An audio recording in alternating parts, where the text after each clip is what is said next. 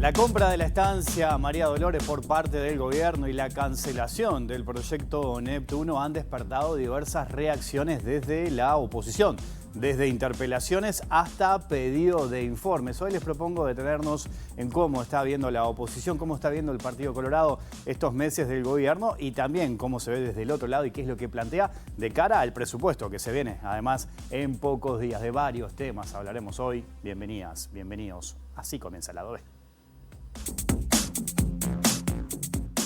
Por la compra de la estancia María Dolores, por eso hemos sido absolutamente precisos en enmarcar cada uno de los padrones. A nuestro entender, el pueblo uruguayo merece saber la bondad, la legitimidad, el desarrollo productivo, la planificación de una inversión de estas características, y en ese sentido es que agradecemos mucho a los integrantes del Partido Nacional y los integrantes del Partido Colorado por haber acompañado esta moción. Es importante ver cómo llegamos a la interpelación. Primero, cuando la interpelación se pone a consideración en el Senado, estaba vigente la presencia del Instituto Nacional de Colonización para el jueves próximo en la Comisión de Ganadería. ¿Ah? Los aspectos por los cuales llama a interpelación están absolutamente aclarados en la presencia anterior del ministro del Instituto de Colonización. Si usted lee el texto por lo cual se vota la interpelación, ya está más que claro. Todo el desarrollo de 8 horas de la reunión, yo sé que leer un acta del Senado es complicado, pero los motivos por los cuales se lo llama ya fueron explicados en el Parlamento. Por eso es una interpelación rara, fallida.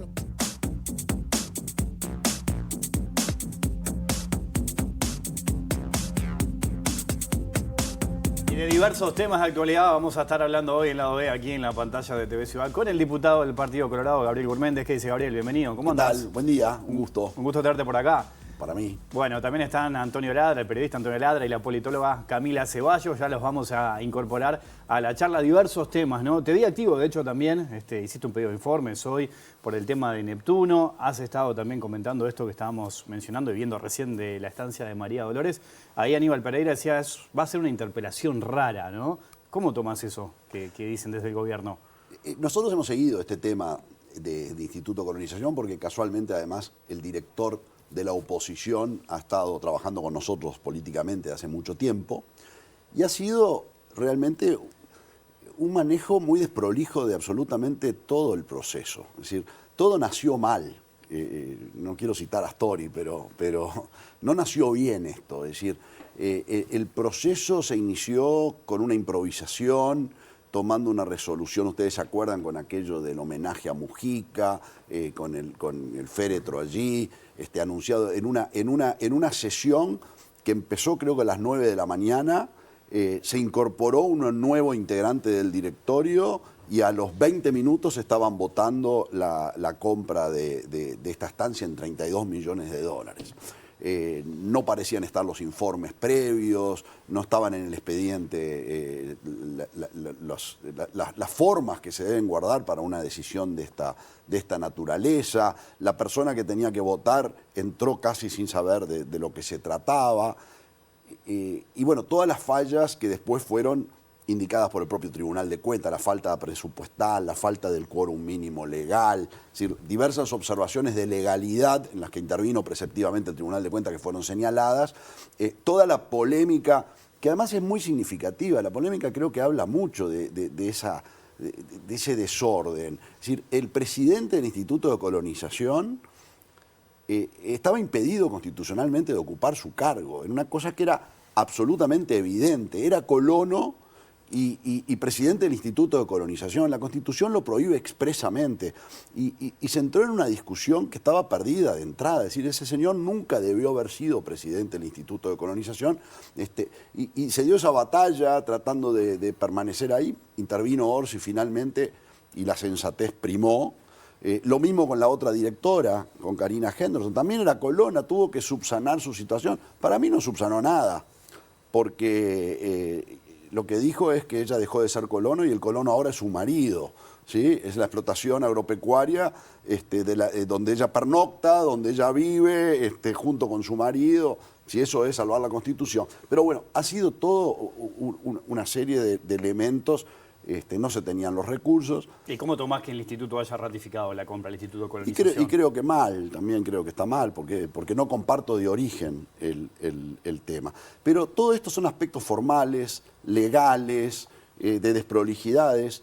Hay un tema de fondo que me parece bien importante, un tema de fondo visto desde la óptica de la sociedad globalmente, que es ante la cantidad de prioridades insatisfechas que los uruguayos tenemos y en las que coincidimos creo que todos los partidos, seguridad, pobreza, educación, los recursos del Estado se deben aplicar allí donde están los problemas más acuciantes y donde están, creo, también hay un tema hasta de mayoría, de mayor cantidad de gente. Ahora el gobierno lo toma como afectada. prioridad, de hecho ha dicho que va a seguir comprando también hectáreas, ¿no? Ahí, que entiende que ahí esto está, es importante. ahí está para mí la discusión. Ajá. Espero que en la interpelación se vaya a eso. Bueno, viste porque que se está hablando de 200 millones de dólares Sí. para comprar campos. Es decir, la ecuación para mí es tan evidente. 30 millones de dólares para destinarlo a 16 colonos, para lo que se necesita además incorporar todavía quizá otros 10 millones de dólares o 15 millones de dólares más, para una actividad que hoy, desde el punto de vista de su rentabilidad, no está funcionando, no parece ser la prioridad donde aplicar los recursos de todos los uruguayos. Ahora, el propio ministro Frate dijo que iba a aprovechar esta instancia para hablar incluso del Instituto Nacional de Eso sería Colonización. fantástico. Dar una discusión más Me profunda. parece que esa es la discusión de fondo, porque, Bueno, a ahí ver, está. los uruguayos tenemos una estancia Sí. de 600.000 hectáreas.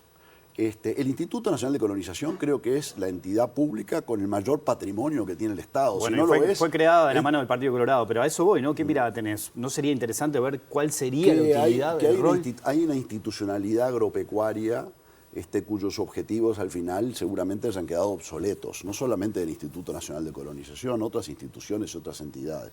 Y creo sí que hay que revisar, es decir, si tenemos los problemas acuciantes que tiene el Uruguay y al mismo tiempo tenemos un patrimonio de 1.500 millones de dólares o más en una estancia de 600.000 hectáreas, donde el Instituto de Colonización no está cumpliendo sus cometidos, los colonos que están ocupando esas tierras o tienen esas tierras para su explotación, en las condiciones en que el instituto se las da, los derechos de propiedad limitados que puedan tener, el acceso al crédito, la naturaleza de los padrones, no les permite tener una actividad rentable para fincarse con sus familias en el campo, que era el objetivo que procuraba en aquel momento la creación del Instituto Nacional de Colonización.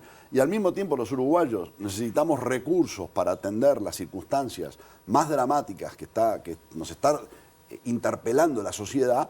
Me parece que es una discusión que sí vale la pena darla. Quizá no coincidamos en cuál será el camino, pero sí creo que realmente es como que tenemos un tesoro allí que no se está aprovechando bien ni para los que lo están usufructuando ni para el resto de los uruguayos. Esa es la discusión de fondo. Ojalá que podamos promover activamente una legislación en la que, que los colonos puedan acceder eventualmente incluso a la propiedad plena de sus tierras para poder invertir, desarrollar. ¿Ustedes se imaginan estos 32 millones de dólares si se pudieran, incluso pensando en la propia actividad de la colonización, si se pudiera utilizar para permitir facilitarle el crédito a una cantidad de productores agropecuarios, el impacto económico, social que eso tendría sería más importante y abarcaría seguramente a muchas más personas. Antonio Ladra, ¿qué dice? ¿Cómo andás? Bien, bien, por suerte. ¿Todo bien? Bien, sí, quizás la discusión de fondo sea eso, Instituto de Colonización sí, Instituto de Colonización no. Por lo que estoy escuchando, sí, pero hay que cambiar, porque se ha desnaturalizado también el objetivo del Instituto Nacional de Colonización, incluso con casos que yo no diga corrupción, pero sí amiguismo, le doy un campo a uno, un campo al otro y todo eso. O sea, de alguna manera eso habría que revisarlo, ¿estamos de acuerdo? Yo creo que eso siempre es bueno. Es más, estaría bueno que se establezcan cuáles van a ser los protocolos para la selección de los beneficiarios de estos campos, bien, con claridad. Y la otra cosa, esto es acá en Florida, que es relativamente cerca de Montevideo, pero quizás no es una herramienta válida para evitar el vaciamiento del Uruguay rural, que es a pasos agigantados. ¿Es una herramienta válida? ¿Sigue siéndolo? A ver, yo no soy un experto en estos temas, pero tampoco podemos hacer cosas que seguramente no tengan solución, ¿sí? Es decir, hasta la Comunidad Europea ha procurado el afincamiento de personas en el campo y no lo ha podido lograr con una política de subsidios agropecuarios tremenda, que al final le terminó volviendo en contra de su propia eficiencia, capacidad productiva, etc. Pero creo que es otra discusión. Me parece sí que está bueno plantearnos este tipo de preguntas, es decir, ¿cuál es el objetivo para el que vamos a utilizar estas entidades? Si siguen vigentes aquellos objetivos de aquel momento y si aquellos objetivos se han logrado. El afianzamiento en el campo de la familia rural, del trabajador rural, no se ha logrado desde el año 48 hasta ahora, por lo menos con esa potencia, es decir, que hay que revisar. Si hay que evaluar y hay que revisar. Hay que pensar también en el momento, en aquella época, ¿verdad? Es decir, se venía con la concepción de que se impulsaba la estatización de la tierra, ¿sí? Es decir, había otros planteos políticos vigentes, muy estatizantes o socializantes en aquel momento. Todo fue una respuesta también a circunstancias de aquel momento. Están vigentes las mismas condiciones. Hoy es la tierra, es la propiedad estatal de la tierra la que va a permitir afianzar gente en el campo, generar fuentes de trabajo, darle a esas familias una buena calidad de vida y lograr la rentabilidad productiva para ellos y que derrame para la sociedad. El instrumento es destinar los recursos de los uruguayos a la compra de campos. ¿Ese es el camino? Creo que esa es la gran pregunta. Yo creo que no. Camila Ceballos, ¿cómo andás? Bien, todo bien. ¿Todo bien? ¿Todo tranquilo? Todo tranquilo. Bueno, un gusto estar bienvenida. acá. Es muy interesante, un gusto, primero, Gracias, que sea la primera interpelación de las muchas que vamos a tener en este escenario de gobierno tan particular que se enfrenta el partido de gobierno, el oficialismo por un lado, pero también la oposición, ¿no? Porque ninguno por sí solo, ninguno de los partidos tiene los votos necesarios para poder para llamar a sala a un ministro. Eso por un lado. Y quizás la pregunta que me surge, o para poder conversar, es ¿por qué se decide que vaya a la Cámara de Senadores, que sea la interpelación allí, cuando Frati va a quedarse, ¿no? Porque el partido, el Frente Amplio lo va a respaldar, porque así funcionan las cuestiones? Eso por un lado, ¿por qué es eso? Y el segundo es cómo está preparando la oposición la interpelación, porque si bien tú comentabas hace un rato cuestiones muy de fondo que se podrían discutir, y lo esperable es que más allá de discutir el caso puntual sean discusiones más profundas en torno a cuán viable es seguir pensando colonización en los términos que tú lo planteabas. ¿Cómo lo están preparando? ¿En qué instancias de coordinación? Porque esto también podría ser un reflejo de cómo están coordinando los partidos de la oposición en el Parlamento. Bien. Bueno, yo creo que ahí, obviamente, la decisión de hacerla en el Senado es la iniciativa del senador Da Silva, que viene desde el primer momento advirtiendo sobre las irregularidades, ilegalidades y desprolijidades en este proceso. Creo que la coordinación ahí es muy cercana, en el sentido que veo a Pedro Bordaberry también muy activo en este tema, conocedor de este tema, y creo que más allá de que se hable del futuro, es una interpelación y se va a centrar en el objeto, que es el cuestionamiento a la compra de María Dolores. Bien, entonces las discusiones o reflexiones más de política pública no las tendríamos que esperar ahí. Bueno, yo creo que se van a dar, seguramente haya visiones y se expresen, pero no sé si será el ámbito en el que se podrá presentar iniciativas y proyectos, que será, digamos, en el curso del proceso legislativo de los partidos. Creo que todos... lo interesante de esto es que todos hemos visualizado un instituto de colonización que creo que nadie lo tenía en la mira, ¿verdad? Es decir, creo que más allá de todo este episodio, este cuestionamiento, este aspecto, este capítulo, creo que muy negro, digamos, del proceso como se está encarando, por lo menos los uruguayos han advertido, aquí hay un instrumento de identidad del Estado que bueno, visible, pongámosla a cumplir objetivos de beneficio claro para todos. Te llevo al otro tema que ha generado cruce entre gobierno y oposición, hasta una posible segunda interpelación, en este caso el ministro Ortuño, por la cancelación de este gobierno del proyecto Neptuno. Hiciste un pedido de informes, ¿no? ¿Qué es lo que buscas acceder, conocer? con ese pedido? Allí, a ver, son dos vertientes, digamos, que junto en el pedido de informes. El gobierno se embarcó en este proyecto dándole prioridad a la represa de Casupá, anteponiendo la represa de Casupá al tema más importante, que fue la prioridad del gobierno anterior, que era garantizar el suministro de agua, pero además con la seguridad de una fuente de agua alternativa, es decir, no poner todos los huevos en la misma canasta en el río Santa Lucía con todos los problemas que ello implica. Fue una decisión política, nosotros estuvimos en la comisión donde estuvo Ortuño, los elementos técnicos para justificar la decisión no los sentimos que fueran el fundamento para la decisión del gobierno, fue una decisión política y se anunció la represa de Casupá por parte del gobierno y el ministro Ortuño dijo que era la gran obra del Bicentenario, era la gran obra de este gobierno, que iba a estar pronta en el 2029 o 2030, que se iba a llenar de agua en 6 meses. Y Alejandro Sánchez, el secretario de la Presidencia, advirtió, ojo, esto no sea otro Antel Arena.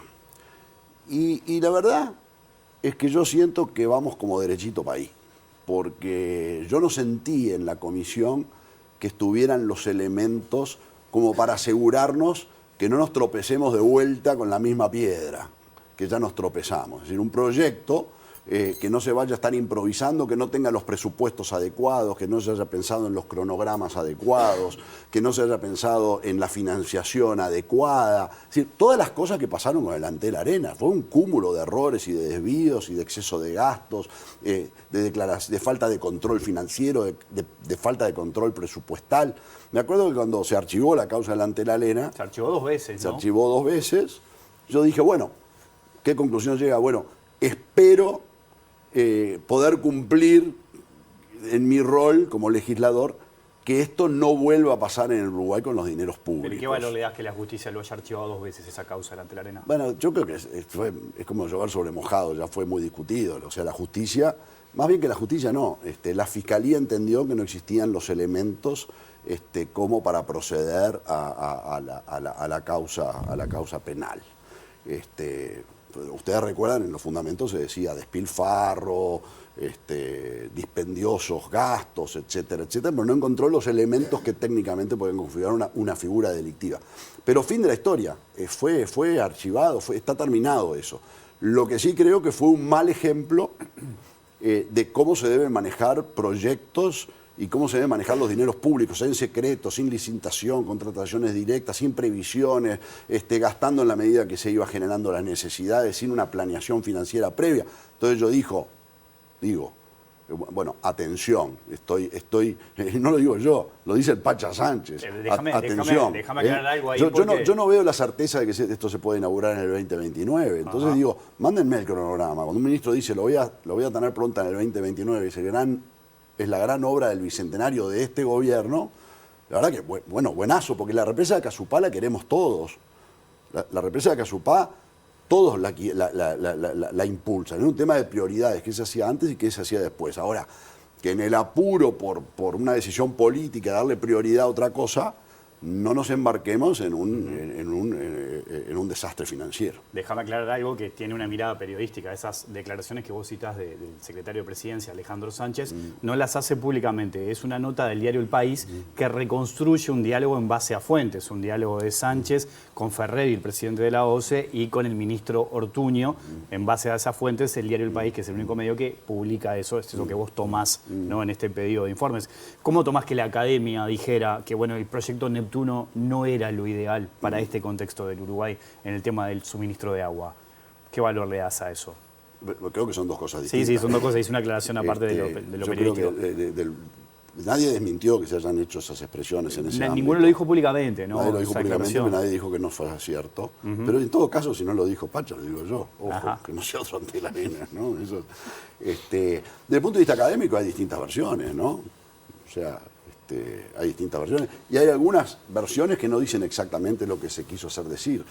Hace poco se decía que el BID había emitido un informe diciendo que la solución de Casupá era de más robustez que la de Aratirí, pero cuando uno va a leer el informe, resulta que eso no está dicho en el informe. Lo dice un resumen que de ese informe hizo alguien de la OCE o del Ministerio de Ambiente. Y cuando se preguntó en sala quién lo había redactado ese resumen donde se decía eso, no hubo respuesta.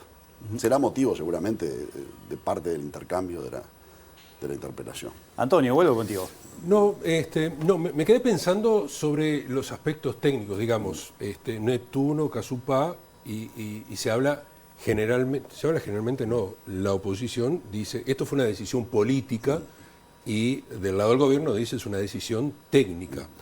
En ese sentido, ¿dónde advertís que efectivamente es una decisión política y no técnica? Es decir, ¿hay técnicos que te asesoran, que te han dicho que efectivamente era mejor Neptuno que Casupá? ¿O cómo se interpreta todo esto? A ver, los técnicos son los mismos que participaron en el gobierno anterior que en el gobierno actual. Se dijo el otro día en comisión.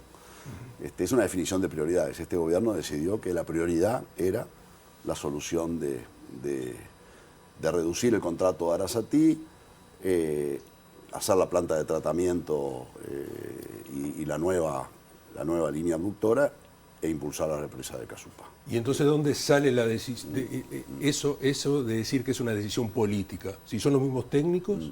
Se tomó muy rápidamente, no hubo informes técnicos que fundamenten la decisión. Yo no los vi.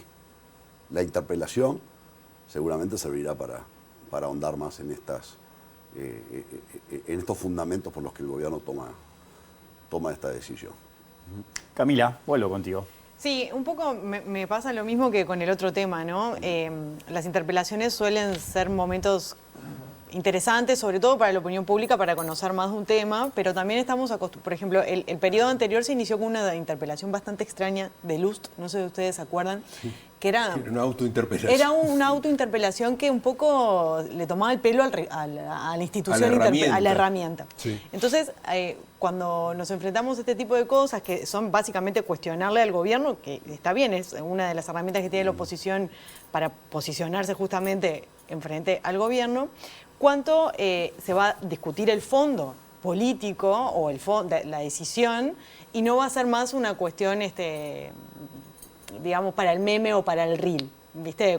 Hay mucho de eso en los políticos actualmente, del recorte para redes, porque hay tanto tecnicismo atrás y hay tanta decisión específica, puntual, científica, en los dos casos, ¿no? Tanto en el de colonización como ahora. ¿Cuánto crees vos que en las condiciones que está hoy la oposición va a poder salirse de ese lugar? No quiero decir de caricatura, pero sí en una propositiva, digamos, ¿no? Utilizar a la herramienta de interpelación como lo que es, una instancia también para la ciudadanía de información. Sí, yo creo que pueden pasar estas cosas, pero al final la interpelación está prevista y va con ese objeto, ¿sí? Es decir, realmente interpelar al ministro, es decir, someterlo al escrutinio de las razones por las cuales toma una decisión que es ilegal, equivocada y desprolija e inconveniente. O sea, después el histrionismo, la comunicación ya es parte de la realidad de la política moderna mismo, ¿no? Porque sí, solamente un pequeño apunte, vos notás, o todos los analistas nos damos cuenta que hay distintos perfiles en la oposición, ¿no? Que hay personas o hay legisladores que tienen un alto posicionamiento y el trabajo en el Parlamento es distinto a lo que suele mostrarse en las redes o en lo que se ve.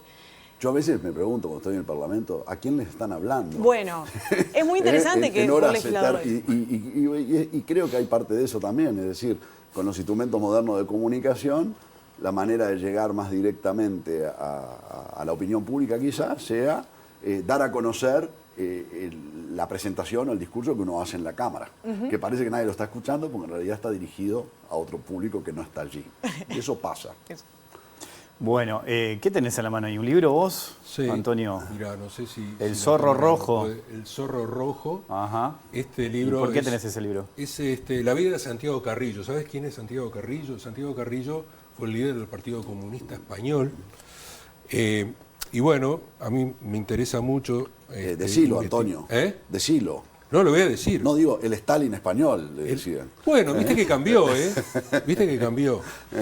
1944, sí, el signo de la Segunda Guerra Mundial estaba cambiando. Carrillo presionó para regresar a Europa, estaba en México, luego de haber perdido o de haber ganado la guerra en España, el franquismo, con el golpe de Estado, ¿no? Y se instala en Lisboa. Se hizo pasar por un empresario que esperaba aprender del negocio del pescado enlatado y trabó amistad con el embajador uruguayo y su hijo, ambos llamados Carlos Gurméndez. ¿Quién era estos Carlos Gurméndez? Es una historia bien interesante. Mi abuelo es bastante famoso, se dio a conocer por un episodio anterior a ese, que fue en Holanda, cuando la invasión alemana, porque emitió visas y pasaportes que permitió salvarle la vida a una cantidad de familias judías. Este episodio no es tan conocido, lo relata incluso en su autobiografía, Santiago Carrillo. Santiago Carrillo estaba exiliado después del alzamiento de Franco, del golpe de Estado de Franco en España, estaba viviendo en Portugal, se hacía pasar por el hijo de un estanciero uruguayo interesado en los negocios de la pesca. Y sabía mucho sobre Uruguay. Hablaba hasta con tono uruguayo, había aprendido de literatura uruguaya, trabó esta amistad con mi abuelo, que era un colorado conservador, ¿sí? de la facción riverista del Partido Colorado, y tenía unos hijos, como suele ocurrir en la familia, más revolucionarios y con visiones mucho más cercanas a la izquierda. La rama roja de la los rama Gurméndez. roja. Entonces Santiago Carrillo en realidad lo engaña a mi abuelo, se hace pasar por uruguayo, obtiene incluso algún pasaporte, se dice que estaba espiando para la Unión Soviética, era un estalinista ortodoxo, y estaba ahí como protegido, evitando la represión. Esa fue un poco la historia en ese momento, en el año 44. Un día desaparece Santiago Carrillo porque vuelve a sus actividades políticas. Vuelve a España. Desaparece por lo menos del seno de su familia sin ninguna explicación. El colofón curioso de la historia es que el hijo de mi abuelo, Carlitos, como le decíamos en mi familia, fue un activo marxista, filósofo marxista, conocido en España como el filósofo del amor, porque desde una visión marxista hizo toda una filosofía del amor. Pero era un materialista hegeliano y se hizo un activo miembro del Partido Comunista, y ocurrió que en París un amigo en común le quiere presentar a alguien que era Santiago Carrillo, y ahí es donde mi tío, cuando lo ve y conversa con Santiago Carrillo, se da cuenta que era aquel personaje que él había conocido. Y Santiago Carrillo estaba muy asustado, porque pensó que este hombre iba a estar furioso con el engaño que le había hecho a su abuelo. Pero resulta que mi tío era tan comunista que le pareció fantástico lo que Santiago Carrillo había hecho. Y de hecho Carrillo, mi tío le dedica un libro de filosofía, no a Carrillo, sino al seudónimo con que Carrillo había falseado su identidad. Es como decís tú, esta es la rama roja de mi familia. Porque claro, fue fundador del diario El País de Madrid también, ¿no? Fue fundador del País de Madrid, fue expulsado del servicio diplomático uruguayo durante la dictadura, y después formó parte de la Convergencia Democrática con Juan Raúl, allá en el exilio, en aquellos momentos. Bueno, hemos descubierto la rama roja de la familia Gurméndez. Ahí es la rama colorada y está en la rama roja. Ahí está. Gabriel, gracias. Estamos en la misma tonalidad. Andan ahí más o menos, ¿no? Gracias por tu visita. Muchas gracias. Hasta la próxima. Hacemos una pequeña pausa, sigo conversando con Antonio y con Camila. Y más aquí en la Pantalla de Ciudad.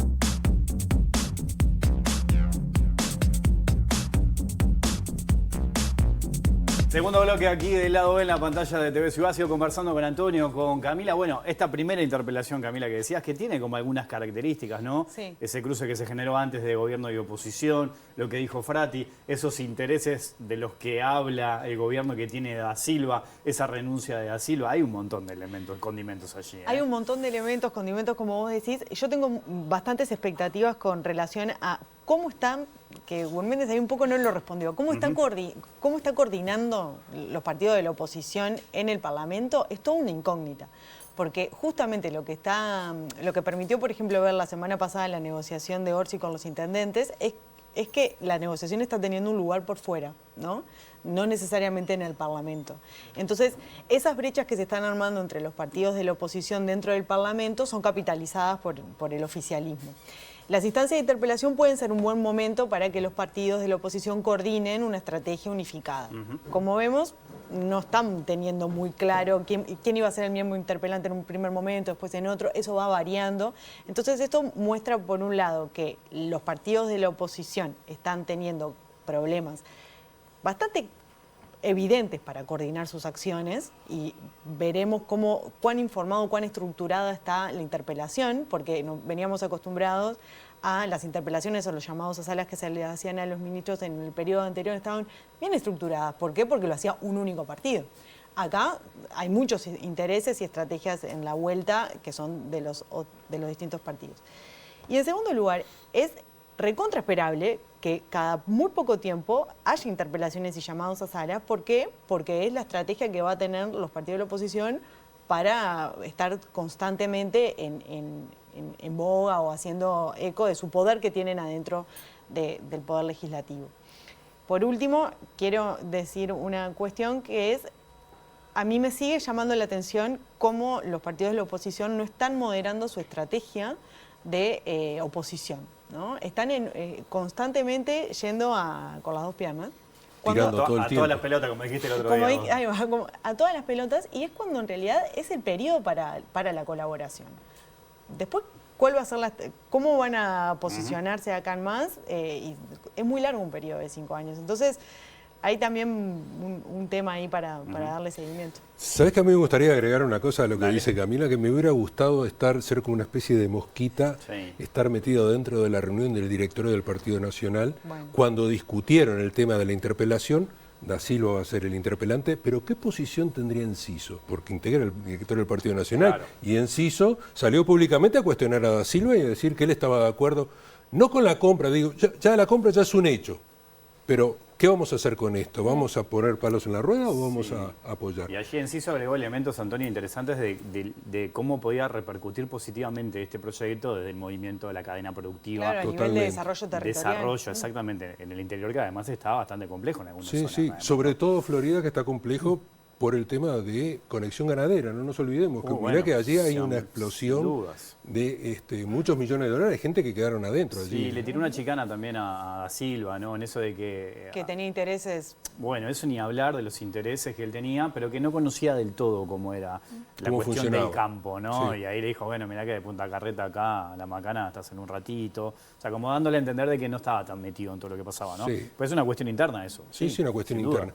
Y me pregunto qué es lo que pasaría si el ministro Frati dice, ok, compramos esta estancia no solamente para hacer tambos de última generación o como está planteado, sino, por ejemplo, porque tengo esa idea que en algún momento se habló, que es un lugar para forraje, por ejemplo. Si cambia el objeto, ¿qué pasa? Bueno, ahí sería ideal el espacio de la interpelación como un momento para evidenciar la política pública. La política pública. O la expectativa que tiene el gobierno respecto a eso. Sí. Pero mis expectativas, vale la redundancia, a que pase eso en una interpelación... Son muy bajas. Son nulas. Camila, Antonio, gracias a los dos, por estar de vuelta acá. La seguimos otro día. Dale. Nosotros volvemos mañana a las 20. Que pasen bien. Chau.